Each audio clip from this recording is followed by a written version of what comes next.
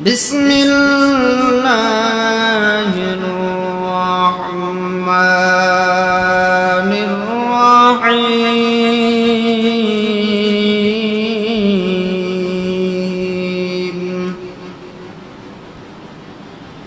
ألف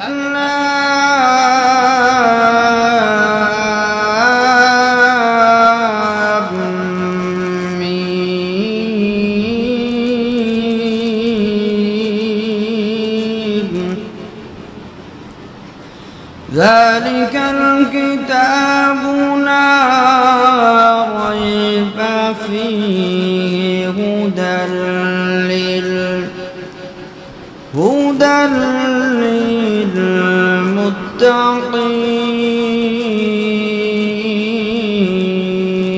للمتقين الذين يؤمنون بالغيب ويقيمون الصلاة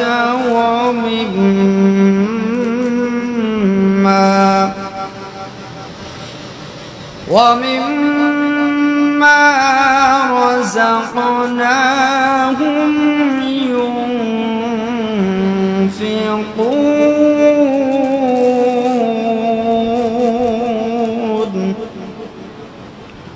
صدق الله مولانا العلي العظيم وصدق رسوله النبي الأمي الكريم ونحن على ذلك لمن الشاهدين والشاكرين والذاكرين والحمد لله رب العالمين شكل درود إبراهيم قري اللهم صل على محمد وعلى آل محمد كما صليت على إبراهيم وعلى آل إبراهيم إنك حميد مجيد اللهم بارك على محمد وعلى آل محمد كما باركت على إبراهيم وعلى آل إبراهيم إنك حميد مجيد سبحانك لا علم لنا إلا ما علمتنا إنك أنت العليم الحكيم رب اشرح لي صدري ويسر لي أمري واحلل عقدة من لساني يفقه قولي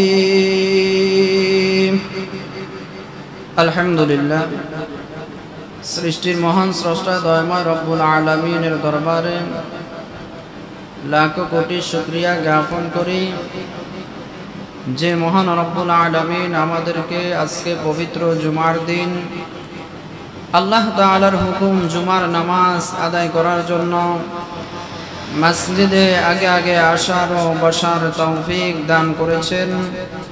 এজন্য সকলে দয়াময় রব্বুল আলামিনকে সন্তুষ্টি করার উদ্দেশ্যে জবান খুলে শুকরিয়া আদায় করি আলহামদুলিল্লাহ। লক্ষ কোটি দুরূদ ও সালাম প্রেরণ করি দু জাহানের বাদশা আকায়ে নামদার তাজদারে মদিনা নবীজি মুহাম্মদুর রাসূলুল্লাহ সাল্লাল্লাহু আলাইহি ওয়াসাল্লামের উপর। সম্মানিত মুসল্লিয়ান কিরাম, কোরআন কারীম থেকে আমি সূরাতুল বাকারার দুইখানা আয়াত তেলাওয়াত করেছি। আল্লাহ রাব্বুল আলামিন যদি তৌফিক দান করে ইনশাআল্লাহ অল্প সময়ের মধ্যে আয়াত এবং হাদিসের উপরে কিছু আলোচনা করব। ওয়া মা তৌফিক ইল্লা বিল্লাহ। মুহতারাম হাজিরিন, আমি আজকে যে বিষয়টা নিয়ে আলোচনা করব, আমার আলোচনা বিষয় হলো মূলত ঈমান সম্পর্কে। কি সম্পর্কে? ঈমান সম্পর্কে। আল্লাহ রাব্বুল আলামিন আমাদেরকে দুনিয়ায় প্রেরণ করার পর দুইটি দায়িত্ব দিয়েছেন। সেই দুইটা দায়িত্বের মধ্যে একটা হলো ঈমান আর একটি হলো নেক আমল। ঠিক না বা ঠিক? জোরে বলেন ঠিক না বা ঠিক? এই দুইটা দায়িত্ব আল্লাহ রাব্বুল আলামিন আমাদেরকে দিয়েছেন, ঈমান এবং নেক আমল। কোন ব্যক্তির ঈমান আছে কিন্তু সে আমল করে না, তাহলে তার এই ঈমানদার দাবি করাটা তার কোনো প্রশ্নে আসে না, মূল্য হয় না। ঠিক না বেটি? আর কারো ঈমান নাই কিন্তু সে আমল করতেছে, তাহলে তার এই আমলের কোনো দাম নাই। তাহলে আল্লাহর কাছে পরিপূর্ণ মুমিন হইতে হলে, আল্লাহ তাআলার কাছে পরিপূর্ণ বান্দা হইতে হলে অবশ্যই অবশ্যই আমাদেরকে ঈমান লাগবে এবং সাথে সাথে আমলও লাগবে। মুহতারাম হাজরিন, বর্তমান আমাদের দেশের মধ্যে ঈমান নিয়ে একটা হইচই শুরু হয়ে গেছে। ঠিক না বা ঠিক? যে মুসলমানরা কার থেকে কে আগে ঈমান সরাইতে পারবে সেটা নিয়ে প্রতিযোগিতা মুসলমানরা করতেছে। কার আগে কে ভিতর থেকে ঈমান হারা হইতে পারবো এটাকে নিয়ে মুসলমান চিন্তা ধারণা করতেছে। অথচ ঈমান এমন একটা দৌলত, এমন একটি সম্পদ, পৃথিবীর সর্বশ্রেষ্ঠ সম্পদের মধ্যেই ঈমান হইল শ্রেষ্ঠ সম্পদ। ঠিক না ভাই? ঠিক। মানুষ লক্ষ কোটি কোটি টাকার মালিক হয়, বাড়ি গাড়ির মালিক হয়, ধন দৌলতের মালিক হয়, অথচ যত কিছুর মালিক হোক না কেন সমস্ত কিছুর চেয়ে সর্বশ্রেষ্ঠ সম্পদ হইল ঈমান। ঠিক না ভাই? ঠিক। এই ঈমানটা বর্তমান মুসলমানদেরকে ঈমান ধরে রাখা কত কঠিন হয়েছে। বলে হাতের মধ্যে আগুন রাখাটা যেভাবে কঠিন, ঠিক তদ্রূপ মুসলমান ঈমান রাখাটাও ওই পরিমাণ কঠিন হয়ে গেছে বর্তমানে। ঠিক না ঠিক? এটা কেন? এটার একটাই হলো, মূল কারণ হইল আমাদের দেশের মধ্যে যত বামপন্থী আছে, যত নাস্তিক মুরতাদ আছে, সমস্ত বামপন্থীরা মুসলমানদের ঈমান হারানোর জন্য যা কিছু প্রয়োজন সব কিছু চালু করে দিছে। ঠিক না ভাই? ঠিক। মুসলমানদের ঈমান হারা হওয়ার জন্য, মুসলমানরা ঈমান থেকে দূরে সরার জন্য যা কিছু প্রয়োজন বামপন্থীরা, কাফের বেঈমান নাস্তিকরা তাদের ওই কৌশল অবলম্বন করে তারা সবকিছু চালু করে দিয়েছে। মূল গোড়ার থেকে, মূল জায়গার থেকে তারা চালু করে দিয়েছে, আর মুসলমানরা দিন দিন ঈমান হারা হইতেছে। ঠিক না ভাই? ঠিক। তার কারণ হইল, তার প্রমাণও হইল যে মুসলমান যদি সত্যিকারে ঈমান হারা না হইতো, তাহলে এই যে জুমার দিন আপনি তালাশ করে দেখলে বোঝা যায় কোন একটা মসজিদে জুমার আজানের সাথে সাথে মুসল্লি ভরপুর হয় না। ঠিক না ভাই? ঠিক। জুমার আজানের সাথে সাথে কোন মসজিদে মুসল্লি ভরপুর হয় না। কেন হয় না? যে এই একটাই কারণ হলো, মুসলমান ঈমানকে মূল্যায়ন করতে পারতেছে না। ঈমান যে কি জিনিস সেটার মূল্য আজ পর্যন্ত দিতে পারে না। যদি ঈমানের সঠিক মূল্য বুঝতো তাহলে ওই সমস্ত মুসলমান আজানের পরও তার ব্যক্তিগত কাজকর্মের মধ্যে নিয়োজিত থাকতো না। ঠিক না বেটি? মুহতারাম হাজরিন, আল্লাহ রাব্বুল আলামিন আমাদেরকে দায়িত্ব দিয়েছেন দুইটা। এক নাম্বার দায়িত্ব হলো ঈমান, দুই নাম্বার দায়িত্ব হলো আমল। ঈমান এবং আমল আল্লাহ রাব্বুল আলামিন উদাহরণ দিয়েছেন যে আমাদের ভিতরে যে একটা রূহ আছে, রূহটা যতক্ষণ পর্যন্ত চালু থাকে ততক্ষণ পর্যন্ত আমাদের 3.5 হাত বডি চালু থাকে। ঠিক না ভাই? ঠিক। ভিতরের রূহটা যতক্ষণ পর্যন্ত চালু থাকে ততক্ষণ পর্যন্ত আমাদের 3.5 হাত বডি চালু থাকে, আর ভিতরের রুটা যেদিন, যে মুহূর্তে, যে সময়, যে সেকেন্ডে বন্ধ হয়ে যায়, ওই সময় ওই সেকেন্ডে আমাদের 3.5 হাত বডিও বন্ধ হয়ে যায়, যেটাকে আমরা মৃত্যু বলি। সে ইন্তেকাল করেছে, ঠিক না বেটি? ইন্তেকাল করেছে। আমরা এখন তার 3.5 হাত বডির কোনো দাম নাই। 3.5 হাত বডির দাম কখন, কতক্ষণ পর্যন্ত? বলে যতক্ষণ পর্যন্ত তার ভিতরের রূহটা চালু আছে, ভিতরের কলবটা চালু আছে, ততক্ষণ পর্যন্ত তার 3.5 হাত বডির দাম আছে। এজন্যই আমার আল্লাহ আমাদেরকে উদ্দেশ্য করে বলেছেন যে মানুষ, তোমরা ঈমান আনার পর যতক্ষণ পর্যন্ত নেক আমল না করবা, ততক্ষণ পর্যন্ত তোমাদের ঈমানের কোনো মূল্য নাই। রূহ ছাড়া যেমন দেহ চলে না, আল্লাহ রাব্বুল আলামিন বলেছেন ঈমান ছাড়া, আমল ছাড়াও ঈমান চলে না। ওই আমলওয়ালা ব্যক্তি, ঈমানওয়ালার ব্যক্তির পরিচয় হলো আমলের দ্বারা। ঈমানওয়ালার পরিচয় হলো কি? আমলের দ্বারা। ঈমানওয়ালা ব্যক্তি কখনো আমল ছাড়া থাকতে পারে? বলেন না, কখনো থাকতে পারে না আমল ছাড়া। এজন্য যারা কাফের, যারা মুরতাদ, তাদের ঈমান নাই। আমাদের সমাজের কিছু কিছু নামদারি মুসলমান আছে, তাদেরও সত্যিকারে ঈমান নাই, যদিও নাকি তারা মুসলমানের খাতার মধ্যে নাম দিয়া রেখেছে, কিন্তু ভিতরগতভাবে দেখা যায় তাদের ঈমান নাই। ভিতরগতভাবে দেখা যায় তাদের ঈমান নাই। আমাদের সমাজের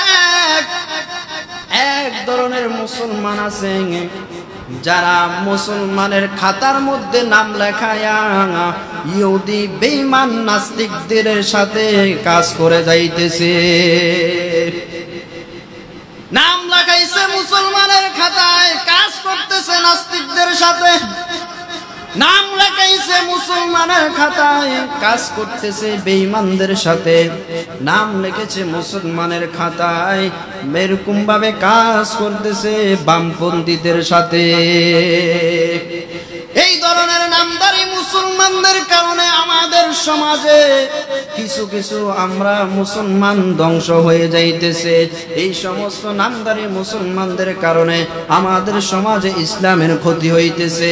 এই সমস্ত মুসলমানদের কারণে সমাজটা বেশিরভাগ সমাজ নষ্ট হয়ে যাইতেছে, বেশিরভাগ সমাজ গুমরাহির দিকে চলে যাইতেছে। বলে আমরা কিভাবে বুঝবো? আমরা বুঝার কায়দা হলো, এই হরিচর বাজারের যদি কোন মুসলমান, কোন নাস্তিক, কোন বেঈমানদের হাতে যদি মার খায়, আর পাশের গ্রামের মুসলমান যদি বসে বসে তামাশা চায়, মনে করতে হবে সে হলো ইহুদি বেঈমানদের দালাল। মার খাইতেছে আমার মুসলমান ভাই, কিন্তু অন্য গ্রাম থেকে আমি তাকাই রইলাম, একটা বারও আমি প্রতিবাদ করলাম না যে আমার মুসলমান ভাই মার খাইতেছে, অথচ আমি ঘরের মধ্যে বসে আছি। ওমরে মুহতারাম দোস্ত, এই সমস্ত মুসলমান যারা দেখবেন একজন মুসলমান মার খাওয়ার পর আরেকজন মুসলমান বসে থাকে, মনে করতে হবে এরাই হলো ইসলামের দুশমন, এরাই হলো ইসলামের দুশমন। মুসলমানরা কেন নাস্তিকদের হাতে মার খাবে? মুসলমানরা কেন কাফেরদের হাতে মার খাবে? মুসলমানরা কেন বেঈমানদের হাতে মার খাবে?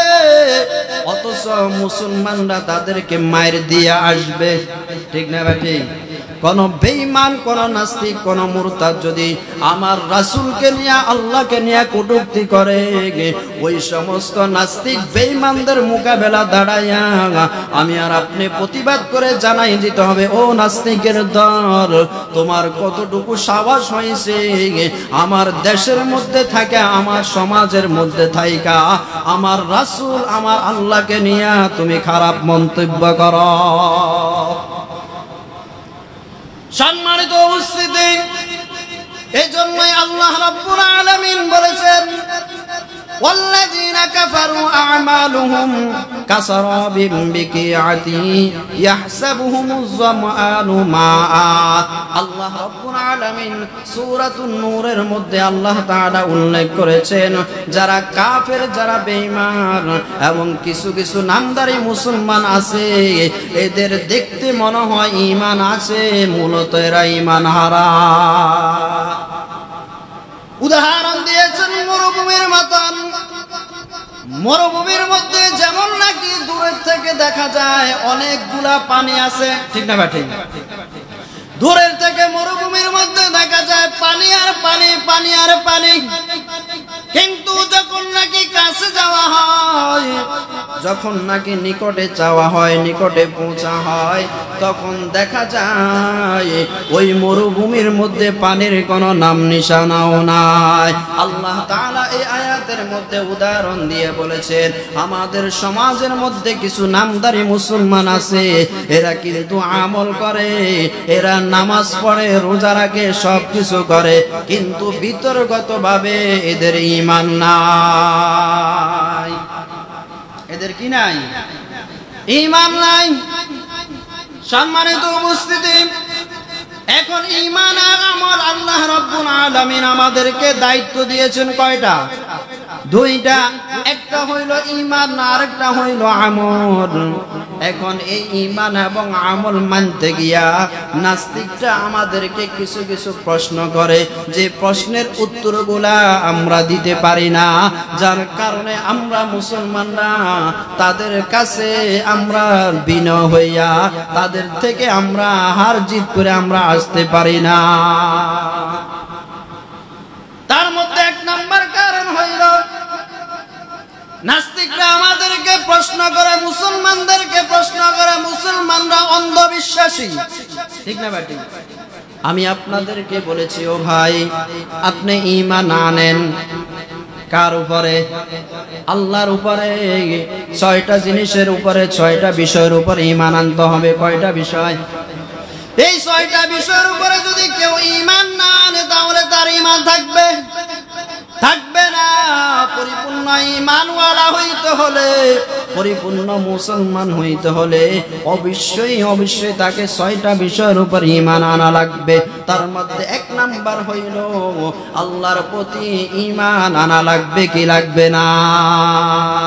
আল্লাহ রাব্বুল আলামিন বলেন, আল্লাযীনা ইউমিনুনা বিল গায়ব।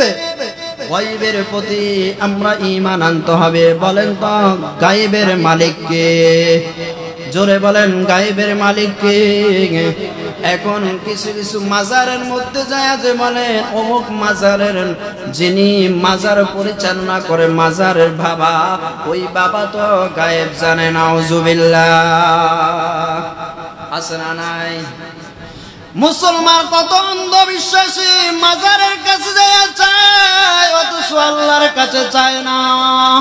বলে কেন মাজারের কাছে যায়, বাবার কাছে কেন চায়? এই জন্যই বাবার কাছে যায়, মাজারের কাছে যায়। বলে অমুক জায়গার মধ্যে গায়েবী ভাবে কি জানি উঠেছে, এখানে অনেক কিছু চমকানো দেখাইতেছে। এইগুলা তারা প্রচার করতে করতে এক সময় দেখা যায় সমাজের সমস্ত মহিলা, বয়সের মহিলা, এরপরে বৃদ্ধ বয়সের মহিলা, নারী পুরুষ সকলের একটা আড্ডায় পৌঁছে যায়। তাহলে সর্বপ্রথম ঈমান আনতে হবে কার উপরে?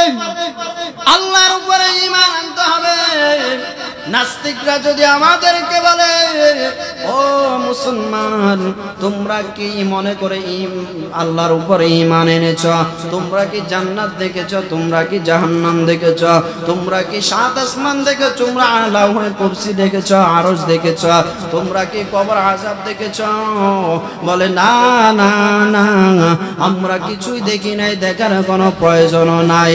কিন্তু যিনি দেখার দরকার তাকে আল্লাহ রব্বুল আলামিন মেরাজের রজনীতে দেখায় দিয়েছে। ঠিক না বাটি? যেই লোক দেখার দরকার, যিনি দেখানোর দরকার, যাকে দেখানোর দরকার, মেরাজের রজনীতে আল্লাহ রব্বুল আলামিন তাকে দেখায় দিয়েছেন। ও নবীর উম্মতের দল, আমাদের নবী জান্নাত দেখছে কি দেখে নাই? জোরে বলেন, দেখছে কি দেখে নাই? নবী জাহান্নাম দেখছে কি দেখে নাই? কবর আযাব দেখছে কি দেখে নাই? সাত আসমান সাত জমিন দেখছে কি দেখে নাই? আল্লাহর নবী সাল্লাল্লাহু আলাইহি ওয়াসাল্লাম, আল্লাহ তাআলা নবীকে সব কিছু দেখায় দিয়েছেন। ও মুহতারাম হাজিরিন, যেখানে আমাদের নবী জেগেছে ওই জায়গার মধ্যে আমরা না দেখলেও কোনো আপত্তি নাই। অতএব কারণে কোনো বেঈমান, কোনো নাস্তিক, কোনো মুরতাদ যদি আমাদেরকে এটা প্রশ্ন করতে চায় যে মুসলমানরা হলো অন্ধবিশ্বাসী, তারা না দেখে বিশ্বাস করতেছে, কিন্তু আমরা ওই নাস্তিকের দলকে উত্তর দিব, ও নাস্তিকের দল, আমরা না দেখলেও কোনো সমস্যা নাই, আমাদের যিনি গাইডিয়ান, অভিভাবক, তিনি তো দেখেছেন। যে নবীর উসিলায় আল্লাহ তাআলা আমাদেরকে দুনিয়ার আলো বাতাস দেখাইছেন, যে নবীর উসিলায় আমরা এতটুকু পর্যন্ত আসতে পেরেছি, ওই নবী যদি জান্নাত জাহান্নাম, কবর আযাব, ফুলসিরাত, মিজান এগুলা দেখে থাকে, বলেন তো আমি আর আপনি না দেখলে কোনো আপত্তি আছে? আছে? অতএব কারণে নাস্তিকদেরকে এইভাবে উত্তর দিতে হবে, ও নাস্তিকের দল, আমাদের নবী দেখেছে, আমরা না দেখলেও কোনো আপত্তি নাই। নবীর উসিলায় আমরা দুনিয়ায় পেয়েছি, নবীর উসিলায় আমরা দুনিয়া আসতে পেরেছি, নবীর উসিলায় আমরা আলো বাতাস পেয়েছি। কিয়ামতের ময়দানে নবী সুপারিশ করে আমাদেরকে জান্নাতে পৌঁছাবে। অতএব কারণে আমরা এতটুকু বিশ্বাস করে রেখেছি, যেই জায়গার মধ্যে আমাদের নবী সব কিছু দেখেছেন, ওইখানে আমরা না দেখলেও কোনো সমস্যা নাই। এইভাবে আমরা যদি নাস্তিকদেরকে উত্তর দিতে পারি, তাহলে নাস্তিকরা আর কখনো বলতে সাহস পাইবে না যে মুসলমানরা অন্ধবিশ্বাসী, তারা না দেখে বিশ্বাস করে। ঠিক না বাটি? এখন আপনি কি জান্নাত দেখেছেন? আমরা কিন্তু ঈমান এনেছি, আমরা জান্নাত না দেখলেও জান্নাত আছে না নাই? জোরে বলে না, আছে না নাই? জাহান্নাম আছে না নাই? আর জোরে বলেন, আছে না নাই? আল্লাহ আছে না নাই? কোথায় আছে আল্লাহ? কিন্তু আল্লাহকে দুনিয়াতে দেখা যাবে না। যাবে? আল্লাহকে দুনিয়ায় দেখা যাবে না। আমাদের সমাজের কিছু কিছু ফিসাব আছে, দেখবেন তারা বলে যে আল্লাহকে দেখেছে স্বপ্নে যুগে, গায়েবী ভাবে আল্লাহকে দেখেছে, আল্লাহ থেকে সাহায্য পেয়েছে, এসব ধরনের কথা বলে আমাদের ঈমানটাকে নষ্ট করতে চাবে।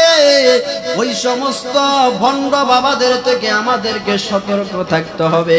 দুনিয়ার মধ্যে এমন কোন শক্তি, এমন কোন কিছু আল্লাহ রব্বুল আলামিন কাউকে দেয় নাই যে শক্তির কারণে আল্লাহ রব্বুল আলামিনকে বান্দা দেখতে পাবে। তাহলে আমরা আল্লাহকে আজ পর্যন্ত দেখি নাই। দুনিয়াতে আল্লাহকে দেখা যাবে না, আল্লাহকে দেখতে হলে জান্নাতে যাওয়া লাগবে। ঠিক না বা ঠিক? আল্লাহকে দেখতে হলে জান্নাতে যাওয়া লাগবে। জান্নাতে যাওয়ার আগ পর্যন্ত আল্লাহকে দেখা যাবে না। আমরা কখনো জাহান্নাম দেখি নাই। ও মেরে মুহতারাম দোস্ত, বিগত কয়েক মাসখানেকের মতন রমজানের পর থেকে আমাদের দেশের মধ্যে যে একটা রৌদ্রের তাপমাত্রা পড়ছে কি পড়ে নাই? বলেন না কেন? আমাদের দেশের মধ্যে তাপমাত্রা পড়ছে কি পড়ে নাই? সমস্ত মানুষ, হিন্দু, বেঈমান, কাফের, নাস্তিক, মুসলমানরা সহ সবাই পেরেশান হয়ে গিয়েছে। কোথায় যাবে, কোথায় ছায়া নেবে, কোথায় আশ্রয় নেবে, গরমের জন্য সবাই বেহুশ হয়ে গিয়েছে। ঠিক না ঠিক? ও মেরে মুহতারাম দোস্ত, তাহলে এতটুকু আমাদেরকে বিশ্বাস করে নিতে হবে, এত তাপমাত্রা দেওয়ার পর ঝড় তুফান বৃষ্টি দিয়ে তো ওই আল্লাহ আবার দেশ ঠান্ডা করেছে। ঠিক না ঠিক? আজকে কয়েকদিন শেষ রাতে ঠান্ডা লাগে কি লাগে না? কথা বলেন না। ঠান্ডা কি পরিমাণ লাগে? মনে হয় শীতের মৌসুম এসে গিয়েছে, এই পরিমাণ ঠান্ডা লাগে। যদি আল্লাহ যদি না থাকতো তাহলে একের পর এক এগুলা দেয় কে? কিছুদিন আগে ছিল গরম, এরপরে হয়েছে বৃষ্টি, ঠান্ডা হয়ে গিয়েছে, এখন আবার গরম পড়তেছে। ও মুহতারাম হাজিরিন, এই সামান্য গরমের জন্য আমরা এসির রুম থেকে বের হই না, সামান্য তাপমাত্রার জন্য আমরা গাছের ছায়া থেকে আমরা সরি না, সামান্য গরমের জন্য আমরা এত পেরেশান হয়ে যাই। আমি আপনাদেরকে প্রশ্ন করতে চাই, যারা ঈমান হারা মুসল্লি, যারা ঈমান হারা মুসলমান, তারা কাল কিয়ামতের ময়দানে জাহান্নামের আগুন কিভাবে সহ্য করবে? একটু চক্ষু দুইটা বন্ধ করে চিন্তা করে দেখেন।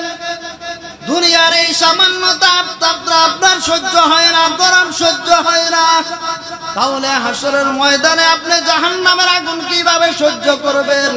ও নবীর উম্মতের দল, আল্লাহ রাব্বুল আলামিন হাদিসের মধ্যে উল্লেখ করা হয়েছে যে আল্লাহ রাব্বুল আলামিন 70টা ভাগ করে গরমটাকে আল্লাহ তাআলা তৈয়ার করেছেন। এই 70 ভাগের মধ্যে সর্বনিম্ন যে আগুনটা, যে গরমটা, এই গরমটা আল্লাহ আমাদেরকে দিয়েছে। আর 69 ভাগ আল্লাহ রাব্বুল আলামিন তাপমাত্রা আগুন জাহান্নামে আল্লাহ রেখে দিয়েছে। অতএব কারণে এই আগুন যদি, এই তাপমাত্রা যদি আমাদের সহ্য না হয়, কাল কিয়ামতের ময়দানে হাসরের মাঠে আমরা কিভাবে তাপমাত্রা সহ্য করব? ওই তাপমাত্রা থেকে, ওই গরম থেকে বাঁচতে হলে কি করতে হবে? ঈমান আনতে হবে আল্লাহর প্রতি। কি করতে হবে? আল্লাহর প্রতি ঈমান আনা লাগবে। এই তো গরমের তাপমাত্রা থেকে, হাসরের মাঠে তাপমাত্রা থেকে, এবং কি জাহান্নামের আগুন থেকে বাঁচতে হলে আল্লাহর প্রতি ঈমান আনতে হবে। কেউ যদি পরিপূর্ণভাবে আল্লাহর প্রতি ঈমান না আনে, সামান্য পরিমাণ সরিষার দানা পরিমাণও যদি সন্দেহ রাখে, তাহলে ওই ব্যক্তিটা কখনো শান্তি পাবে না এবং তার ঈমানও থাকবে না। পরিপূর্ণ ঈমান আনা রাখবে কার উপরে? আল্লাহর উপরে ঈমান আনা রাখবে। দুনিয়ার মধ্যে যা কিছু হচ্ছে, যা কিছু ঘটতেছে, যা কিছু ঘটবে, সব কিছু আল্লাহর মাধ্যমে হইতেছে। ঠিক না বা ঠিক? মুহতারাম হাজিরিন, আল্লাহ রাব্বুল আলামিন কোরআনের আরেকটি আয়াতের মধ্যে উল্লেখ করেছেন, ওয়ালাউ আন্না আহলাল কুরআ আমানু ওয়াত্তাকাউ লাফাতাহনা আলাইহিম বারাকাতিম মিনাস সামাই ওয়াল আরদ।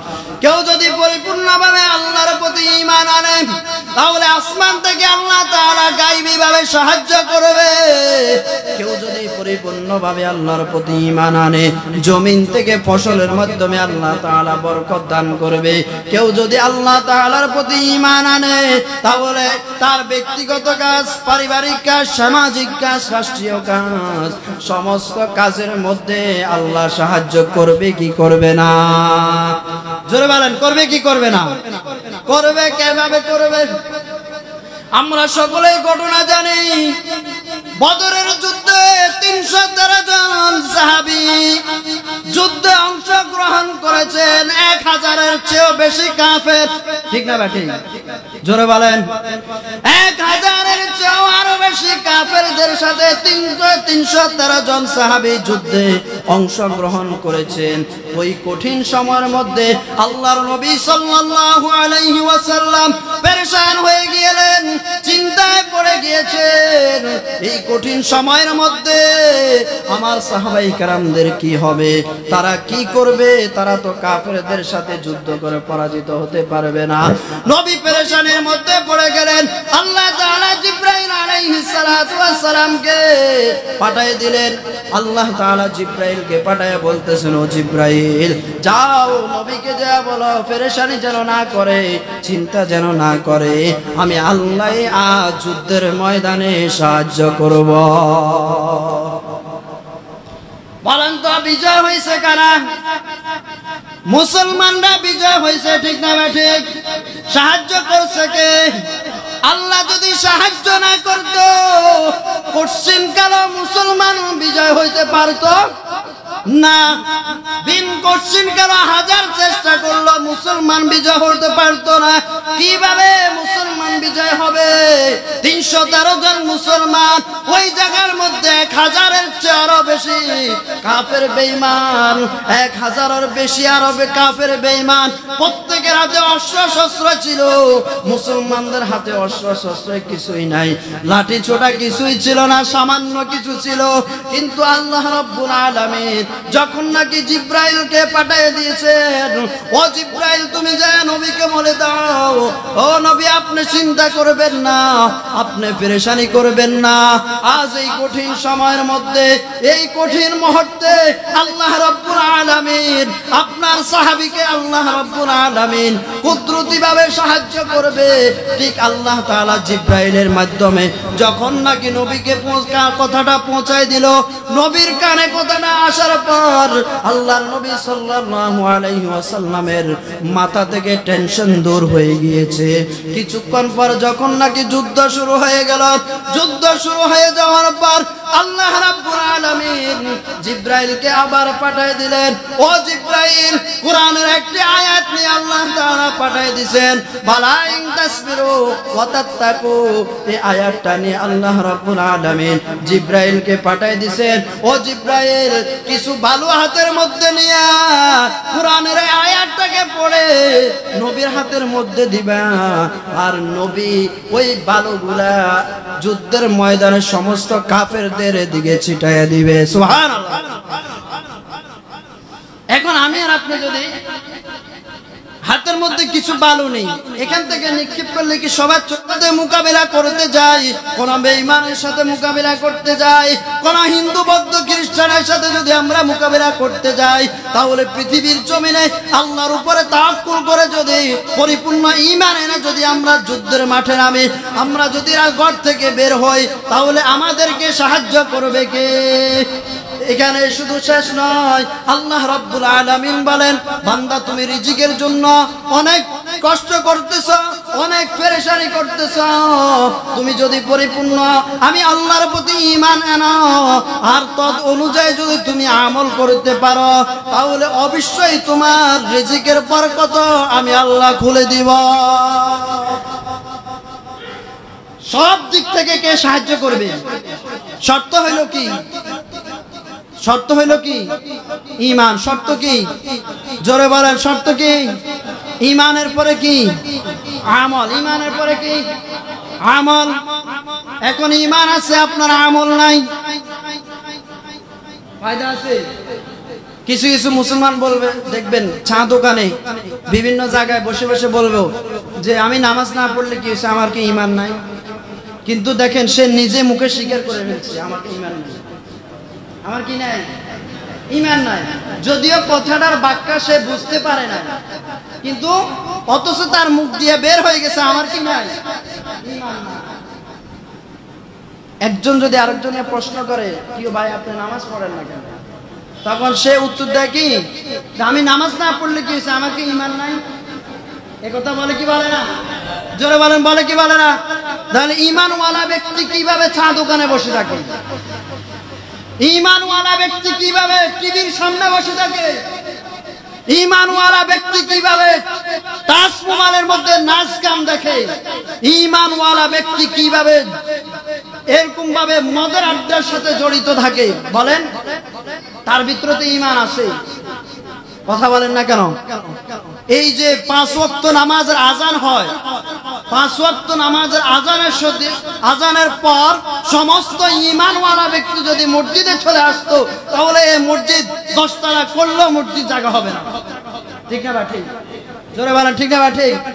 তাহলে আমরাই বুঝাচ্ছি যে আমরা মুসলমানের ঘরে জন্ম নিয়েছি, কিন্তু আমাদের ঈমানের ভ্যালু নাই, আমাদের ঈমানের পাওয়ার কমে গেছে, আমাদের ঈমান নষ্ট হয়ে গেছে। এখন আমাদের এই নষ্ট ঈমানকে মজবুত করতে হলে অবশ্যই আমাদেরকে আল্লাহ তাআলার রশি শক্ত করে ধরতে হবে। ওয়াতাসিমু বিহাবলিল্লাহি জামিআ, আল্লাহর রশিকে আমরা যদি শক্ত করে মজবুত করে ধরতে পারি, তাহলে অবশ্যই আমাদের ঈমান কি হবে? মজবুত হবে। আল্লাহর রশি যদি আমরা ছেড়ে দিই, তাহলে আমি যে কোনো কাজে যাই দেখবেন শান্তি মিলবে না, শান্তি মিলবে না। নামাজ পড়লেও শান্তি আসবে না, রোজা রাখলে শান্তি আসবে না, হজ করে আসলে শান্তি আসবে না, যত কাজে যান শান্তি আসবে না। যা কিছু করতেছে দেখানোর জন্য করতেছে, মানুষকে দেখানোর জন্য করতেছে। আমি মুরব্বী হয়ে গেলাম, সমাজের নেতৃত্ব দিই, আমি দাপুরওয়ালা লোক, আমাকে সকলে সম্মান করে, এখন যদি আমি নামাজ না পড়ি তাহলে মানুষ আমাকে কি বলবে, এই চিন্তা ধারণা করে বেশিরভাগ নামাজ পড়ে। ঠিক না? এই চিন্তা ধারণা করে বেশিরভাগ মানুষ নামাজ পড়ে যে আমি মুরব্বী হয়ে গেছি, ছেলে মেয়ে বিবাহ সাথে দিয়ে দিচ্ছি, বিয়ান আসবে, এখন যদি আমি নামাজ না পড়ি, দাড়ি না রাখি, তাহলে তো সবাই আমাকে খারাপ বলবে। এই বেশিরভাগ আমাদের মধ্যে এই চিন্তাটাই বেশি। ঠিক না? ঠিক। সত্যিকারে আল্লাহকে খুশি করার জন্য দাড়ি রাখে না, সত্যিকারে আল্লাহকে খুশি করার জন্য নামাজ পড়ে না। যদি পড়তো তাহলে নামাজ পড়তে লাগে, 1 ওয়াক্ত নামাজ পড়তে 4 রাকাত নামাজ পড়তে লাগে যে জায়গায় 10 মিনিট অথবা 5 মিনিট, ওইখানে ওই ব্যক্তিটার নামাজ পড়তে লাগে 2 মিনিট। ঠিক না? কিভাবে পড়ে? মুরগির মতন ঠুকর দেয়। মুরগি যখন খানা খায় দেখবেন কিভাবে খায়, সে মুখটা লাগাইতে দেরি আবার উঠাইতে দেরি হয় না। ঠিক না? ঠিক। ঠিক আমাদের মুসল্লিগা অবস্থায় হলো এমন যে মুরগির মতন আমরা ঠোকর দিয়ে নামাজ পড়ি, যার কারণে আমাদের নামাজ আল্লাহ তাআলার দরবারে কবুল হয় না, যার কারণে আমরা পরিপূর্ণ ঈমানওয়ালা হইতে পারি না। নামাজের মধ্যে যে খুশু এইটা আমরা পারি না, মুরগির মতন নামাজ পড়ার কারণে। ঠিক না? ঠিক। নামাজে মজা পাইতে হলে সেজদা করতে হবে লম্বা, নামাজে মজা পাইতে হলে রুকু করতে হবে লম্বা, নামাজে মজা পাইতে হলে লম্বা কোরআন তেলাওয়াত করতে হবে, নামাজে মজা পাইতে হলে গভীর রাতে উঠতে হবে। কেউ যদি গভীর রাতে উঠে তাহলে সে অবশ্যই নামাজে মজা পাবে। মুহতারাম হাজরিন, আল্লাহ রাব্বুল আলামিন আমাদেরকে পরিপূর্ণ ঈমান এবং আমল করে দুনিয়া থেকে যাওয়ার তৌফিক দান করে, সকলে বলেন আমিন। আমরা যেন মৃত্যুর আগে আমাদের ঈমানটাকে মজবুত করতে পারি, আল্লাহ রাব্বুল আলামিন আমাদের সকলকে তৌফিক দান করুন। আল্লাহ রাব্বুল আলামিন আমাদেরকে দুনিয়ার সমস্ত খারাপি থেকে আমাদেরকে হেফাজত করে, বলেন আমিন। জিন শয়তান, মানুষ শয়তান, সমস্ত খারাপি থেকে, সমস্ত বালা মুসিবত থেকে আল্লাহ রাব্বুল আলামিন যেন আমাদের সকলকে হেফাজত করেন। ওয়া আখিরু দাওয়া।